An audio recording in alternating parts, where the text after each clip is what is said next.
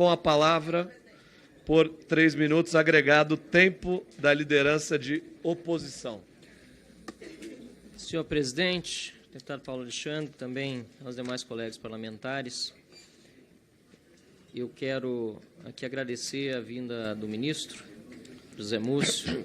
Conheci Vossa Excelência no Tribunal de Contas da União ainda, sempre muito afável, muito atencioso, sempre tratando, independentemente de posição política, todos aqueles que o procuram com a necessária cordialidade, ainda que haja divergências, elas são normais da política. Aliás, estendo o cumprimento, Vossa Excelência também, ao seu sobrinho Fernando, que aqui está, nosso colega, e que também tem sido um exímio articulador aqui na Câmara dos Deputados.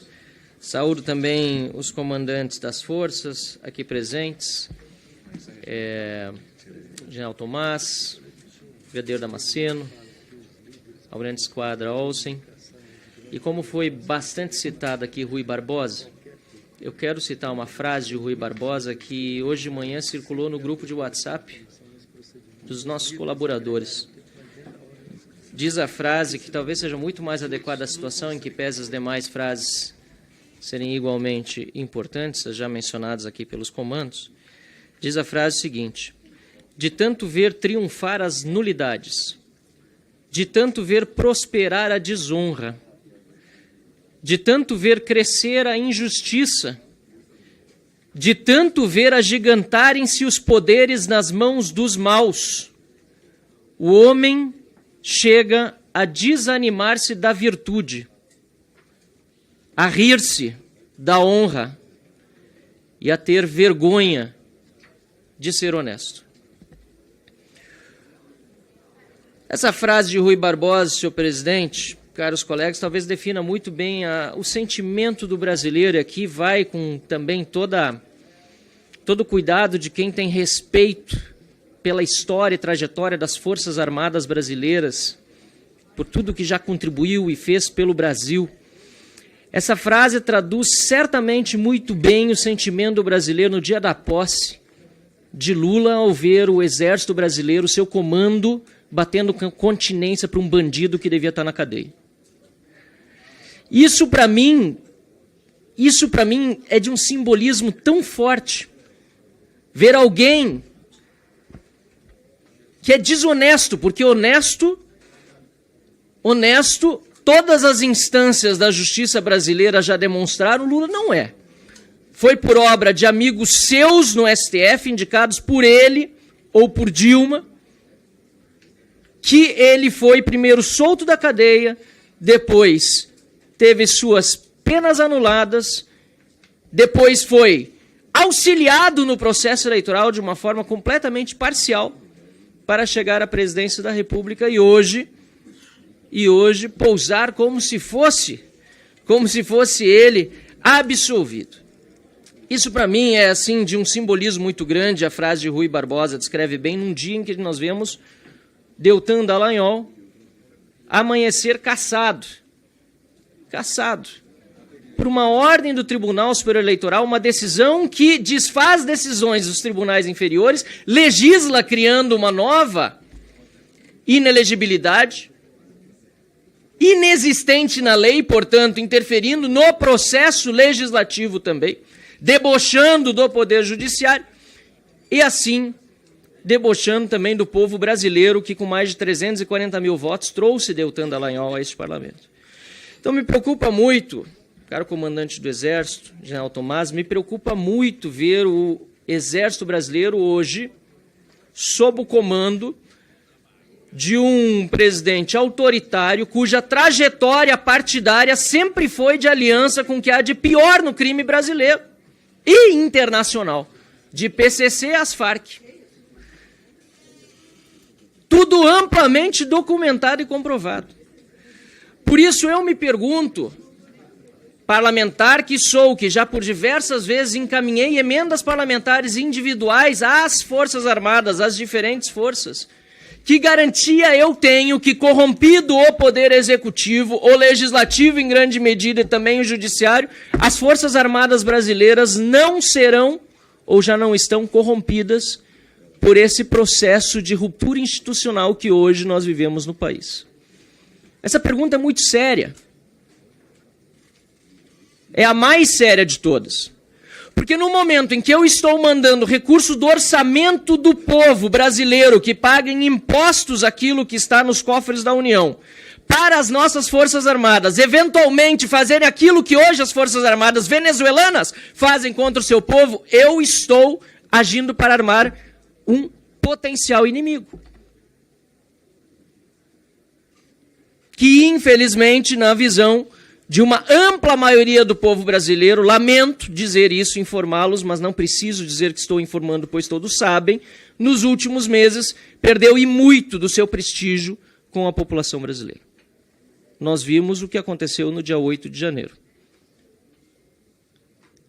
As Forças Armadas que haviam garantido, inclusive, e quero também entender essa incoerência entre o que foi publicado em nota em 11 de novembro do ano passado e o que ocorreu no dia 8 de janeiro de 2023. As Forças Armadas que garantiram a segurança da população brasileira, que manifestava-se pacificamente, ainda que eu, pessoalmente, muitas vezes disse, discordo do local e dos pedidos que estão sendo feitos, mas a liberdade de manifestação pacífica é garantida pela Constituição. Assim também disse o Exército Brasileiro, que depois contribuiu para os abusos de autoridade que aconteceram no dia 8 de janeiro, virando as costas da população brasileira e, pior, até o presente momento, contribuindo para a situação de graves infrações aos direitos humanos que acontecem no nosso país.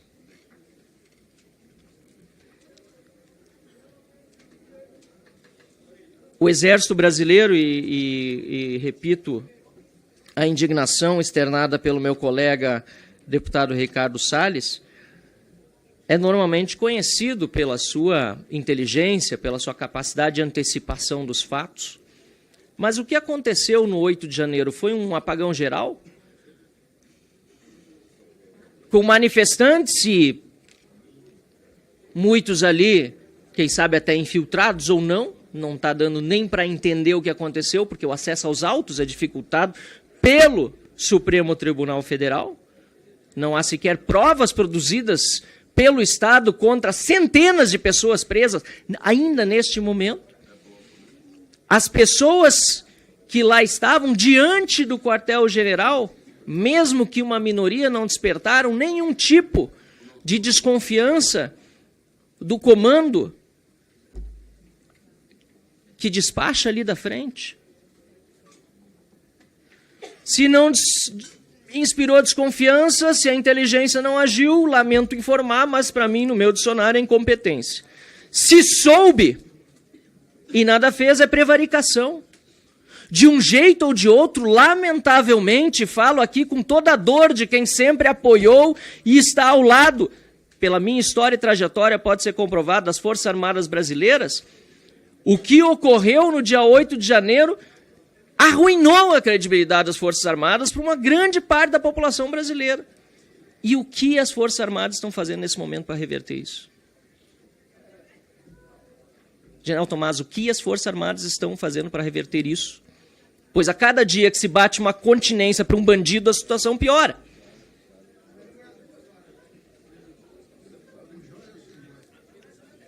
É muito triste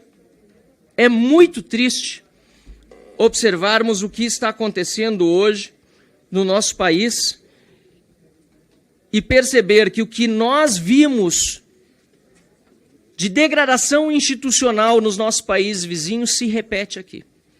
E por isso, repito, torno a fazer a pergunta: o quão vulneráveis estão as nossas Forças Armadas à presença deste inimigo criminoso para evitar o corrompimento da instituição, como aconteceu nos nossos países vizinhos?